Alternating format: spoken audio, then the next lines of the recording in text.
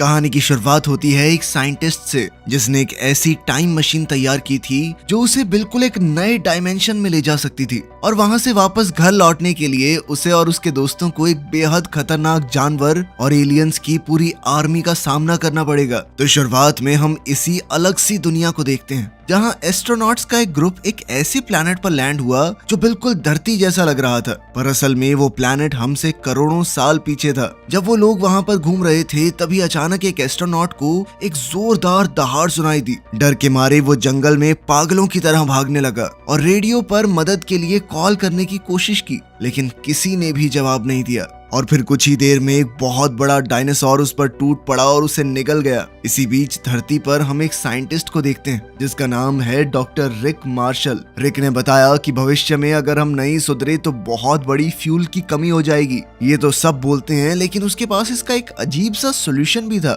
समय में पीछे जाना। तब होस्ट ने उन साइंटिस्ट्स का भी जिक्र किया जो इस थ्योरी को गलत मानते हैं। अब ये सारी बातें सुनकर रिक गुस्से में स्टूडियो से बाहर निकल गया, लेकिन बाहर निकलते हुए जब उसने सुना कि होस्ट उसका मजाक उड़ा रहा है तो रिक वापस आया। उस इंटरव्यू के बाद रिक की सारी इज्जत मिट्टी में मिल गई। सब लोग उसका मजाक उड़ा रहे थे और मजबूरन उसे अगले 2000 years later 3 साल बच्चों को पढ़ाना पड़ा। फिर एक दिन जब रिक अपनी क्लास में दोबारा स्टूडेंट्स के सामने बेइज्जत हो रहा था तब उससे मिलने हॉली नाम की एक लड़की आई। वो उसकी पुरानी स्टूडेंट थी। हॉली ने रिक से उसकी रिसर्च के बारे में काफी सवाल किए। रिक ने बताया भी कि मैं बहुत करीब था, लेकिन उस इंटरव्यू के बाद मैं अपनी रिसर्च जारी नहीं रख पाया। मगर अब रिक को अपनी रिसर्च पे वापस लाने के लिए हॉली ने एक अजीब चीज दिखाई। वो रेगिस्तान में गई थी जहां उसे 2650 लाख साल पुरानी एक चट्टान मिली है जिसके अंदर एक लाइटर फंसा हुआ था। उसे साथ में एक क्रिस्टल भी मिला जो काफी एडवांस टेक्नोलॉजी का लग रहा था। बाद में जब हॉली वहां से चली गई तब रिक ने अपनी जेब से लाइटर निकाला और उसने देखा कि वो तो बिल्कुल फिट हो रहा था। ये देखकर रिक की आंखें फटी रह गई। इसका सीधा मतलब था कि उसकी रिसर्च सही है और वो समय में पीछे जाएगा। तभी ये चीज 2650 लाख साल पुरानी चट्टान में मिली है।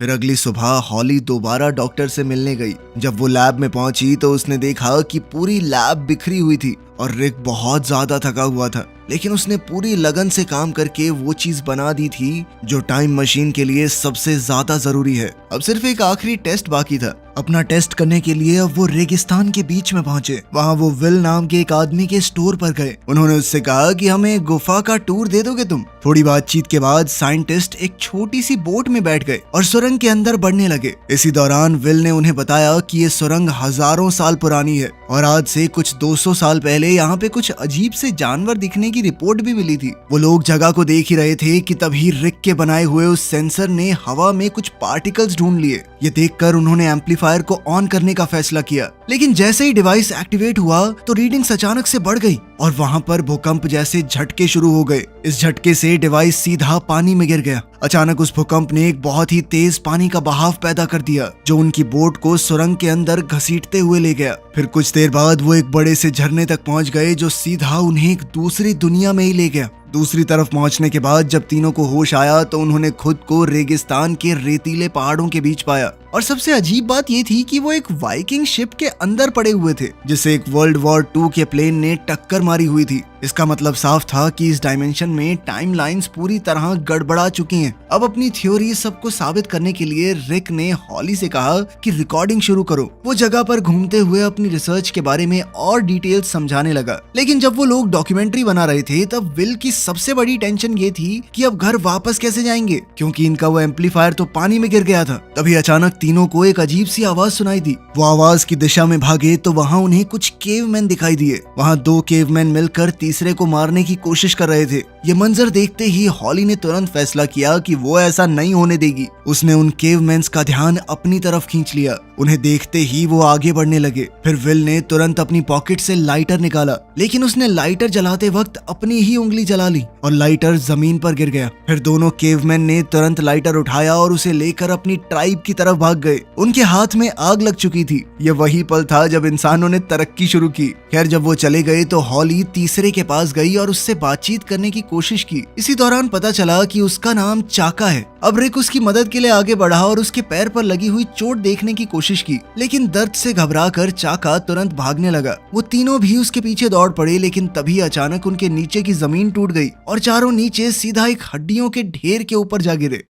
वहाँ रिक को लगा कि शायद ये सब चाका का जाल था, इसीलिए वो उससे लड़ने लगा, मगर हॉली ने बीच में आकर दोनों को शांत किया। लेकिन उसी वक्त कुछ लंबी लंबी बेलों ने उनके पैरों को जकड़ना शुरू कर दिया और पल भर में सबको हवा में 10 मीटर ऊपर लटका दिया। ऊपर से रिक की नजर एस्ट्रोनॉट के कपड़ों पर पड़ी और तब उसे समझ आया कि ये जगह असल में एक खाने का कमरा है। यानी अगर वो ज्यादा देर तक लटके रहे तो यहाँ रहने वाला जो क्रीचर है जल्द ही उन्हें भी खाने आ जाएगा। इतना समझते ही चारों ने एक दूसरे का हाथ पकड़ा और पेंडुलम की तरह झूलना शुरू कर दिया, ताकि किसी तरह वो पास के पेड़ को पकड़कर अपनी जान बचा सकें। लेकिन जब वो लोग पेंडुलम की तरह झूलने की कोशिश कर रहे थे, तभी अचानक से वहाँ एक बहुत बड़ा डायनासोर आ गया। वो प्रोफेसर के हाथ को खाने ही वाला था, लेकिन उसका मुंह बेल से टकरा गया, जिससे वो टूट गई और चारों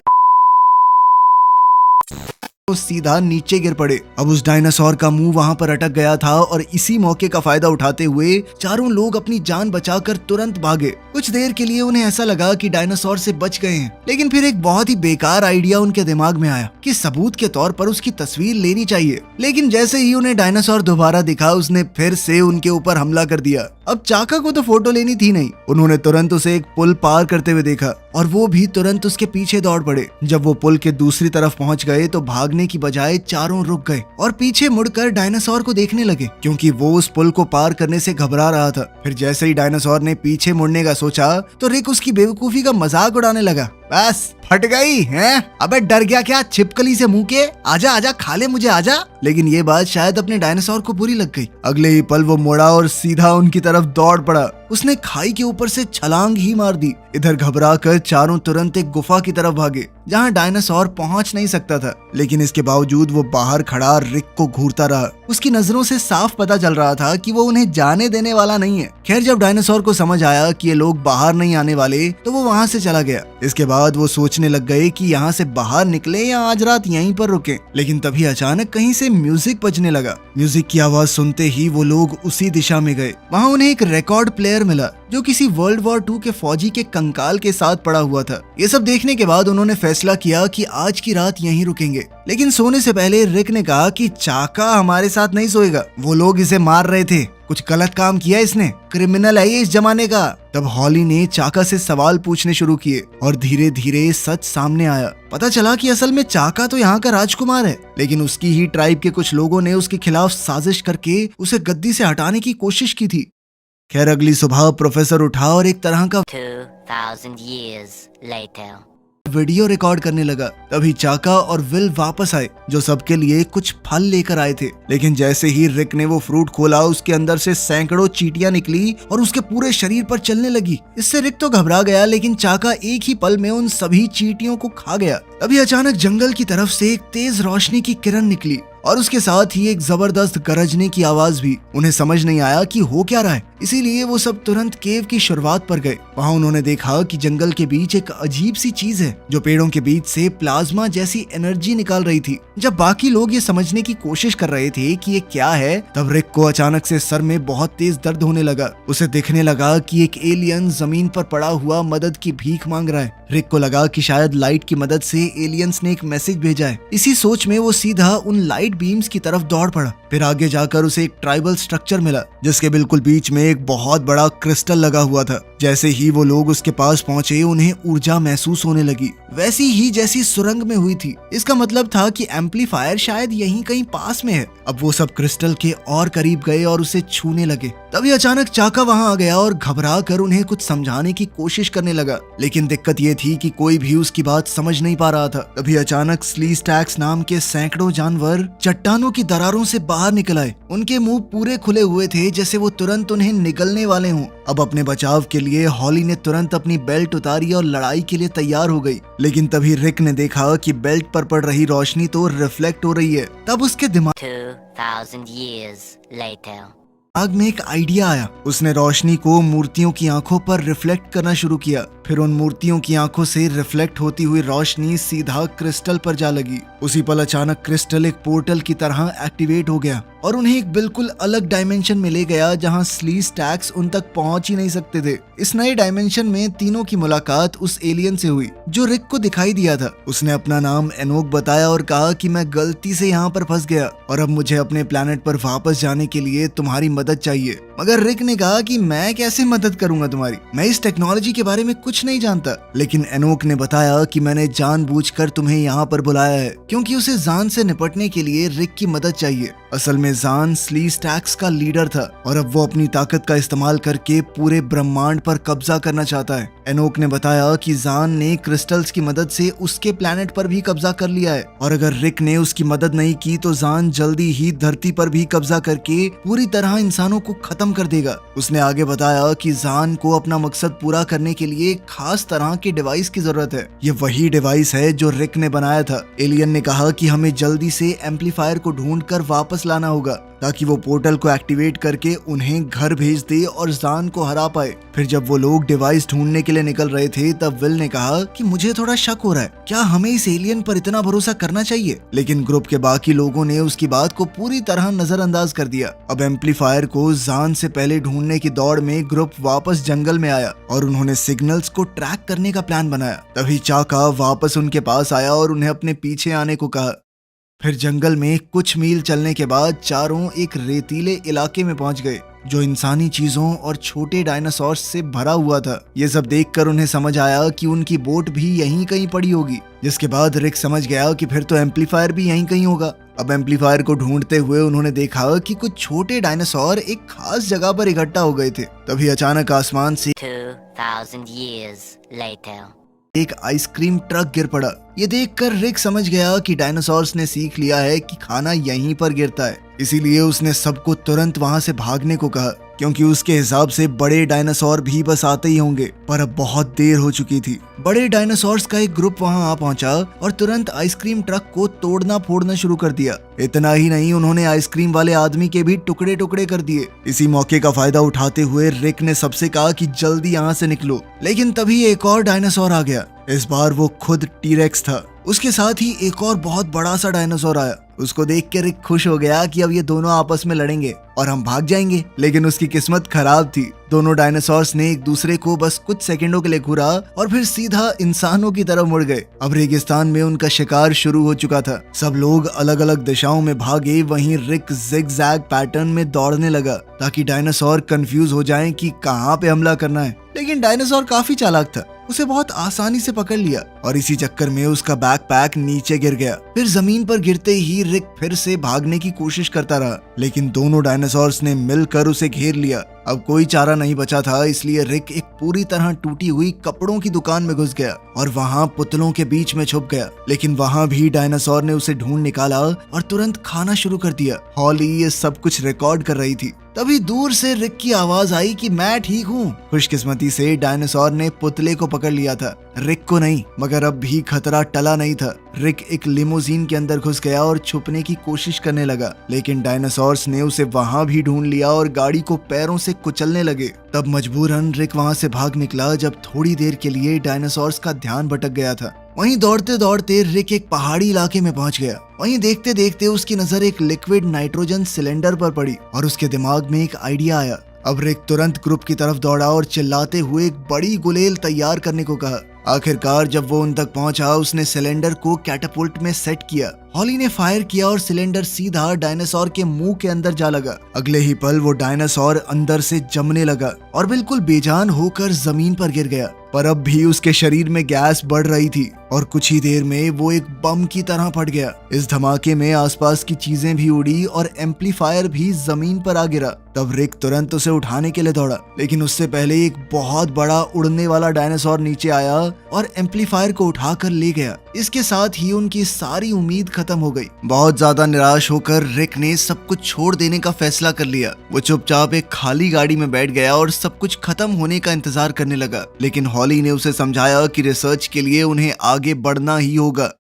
फिर रात होने पर रिक उसके पास एक बैंजो लेकर आया और माफी के तौर पर एक गाना बजाने लगा। लेकिन जब वो गाना गा रहा था तो एक हाथ के साइज का मच्छर वहां आ गया और उसकी गर्दन से सारा खून चूसने लगा। अब रिक धीरे धीरे बिल्कुल पीला और कमजोर हो गया, मगर फिर भी वो बैंजो बजाता रहा। धीरे धीरे वो मच्छर और भी बड़ा हो गया और रिक का सारा खून चूसकर उसने उसे पूरी तरह बेहोश और बेजान छोड़ दिया। खैर अगली सुबह रिक बहुत हिम्मत करके उठा। फिर सब लोग मिलकर उस उड़ने वाले डायनासोर के घोंसले को ढूंढने निकले और आखिरकार उन्हें वो एक वोल्केनो के बिल्कुल मुंह के ऊपर मिला। लेकिन विल और चाका ने वहां अंदर जाने से मना कर दिया, इसीलिए विल ने खुद ही एम्पलीफायर को वापस लाने का फैसला किया। तब हॉली ने उसे सावधान किया कि अंडों से बहुत संभल कर रहना, तापमान में छोटा सा बदलाव भी उन्हें तोड़ सकता है। चेतावनी सुनने के बाद रिक ने धीरे धीरे आगे बढ़ना शुरू किया और आखिरकार वो एम्पलीफायर तक पहुंच ही गया। लेकिन जैसे ही उसने डिवाइस को छुआ, अंडे टूटने लगे